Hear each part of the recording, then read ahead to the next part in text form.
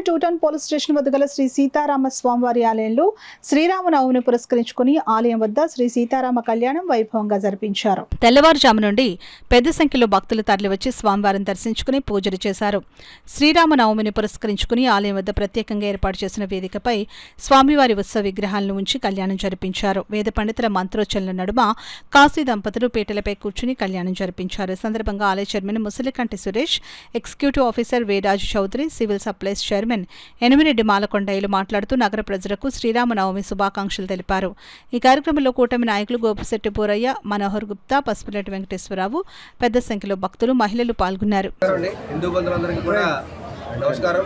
అలానే కాకినాడ 2 టౌన్ సెంటర్లో గల సీతారామ మందిరంలో ఈరోజు శ్రీరామనవమి సందర్భంగా స్వామివారికి వైభవపేతంగా స్వామివారి కళ్యాణం జరిపిస్తున్నామండి. ఇందుకు విచ్చేసిన భక్తులందరికీ కూడా సకల సౌకర్యాలు కల్పించడం జరిగింది.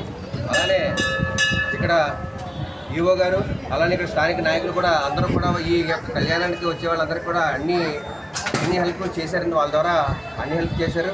అలాగే వచ్చిన వారందరినీ కూడా చాలా క్రమ పద్ధతిలో కూర్చుని ఎంతో ఇదిగా స్వామివారి కళ్యాణాన్ని వీక్షించి ఆ తదుపరి ప్రసాదం అలాగే ముత్యాల తలంబ్రాలు కూడా తీసుకొని వెళ్ళవలసిందిగా కోరుకుంటూ ఉన్నాను. ధన్యవాదాలు. ఈ ఏర్పాట్లన్నీ కూడా మా దేవస్థానం చైర్మన్ గారు, అదేవిధంగా కమిటీ సభ్యులందరూ కూడా భక్తులు, స్థానిక భక్తులు, వెల్విషర్స్ అందరూ కూడా ఏర్పాట్లలో నిమగ్నమై ఉన్నారు. అదేవిధంగా ఈ దేవాలయంలో ఇంకా కొన్ని అభివృద్ధి కార్యక్రమాలు చేయాలని చెప్పి స్థానిక శాసనసభ్యులు శ్రీ వనమాడి వెంకటేశ్వర గారు సూచనలు చేసి ఉన్నారు. అదేవిధంగా కూటమి నాయకులు కూడా ప్రతి విషయంలో కూడా వారి ప్రత్యేక శ్రద్ధ చూపిస్తూ ఇక్కడికి వచ్చే భక్తులకు ఏ విధమైన అసౌకర్యం కలగకుండా అన్ని ఏర్పాట్లు చేయాలని తెలియజేసి ఉన్నారు.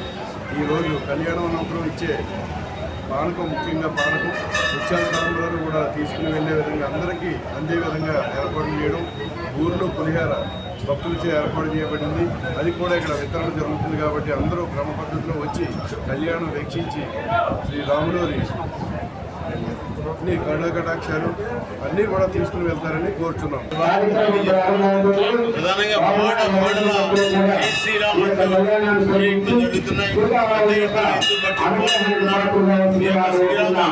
కళ్యాణం లోక కళ్యాణంగా భావించి ప్రతి ఒక్క హిందువు పాల్గొని ఈ యొక్క రాముల వారి ఆశీస్సులు తీసుకొని రానున్న రోజుల్లో ఇది హిందూ రాజ్యం, రామరాజ్యం అని గర్వంగా చెప్పుకునే విధంగా ఈ కళ్యాణాలన్నీ కూడా జరుగుతున్నాయి.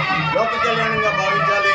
ఇక్కడ ఇచ్చేటటువంటి ప్రసాదాలు తీసుకొని ఏదైతే ప్రధానంగా తలంబ్రాలు కూడా ఇస్తున్నారో ఈ తలంబ్రాలకు పవిత్రత ఉంది. అది రేపు మన ఇళ్లలో జరిగే కార్యక్రమాల్లో కూడా క్షేత్రంలో కలుపుకొని మన యొక్క దేవుడు ఆశీస్సులు తీసుకునే అవకాశం ఉంది. కాబట్టి హిందూ బంధువులందరికీ కూడా శ్రీరామనవమి శుభాకాంక్షలు.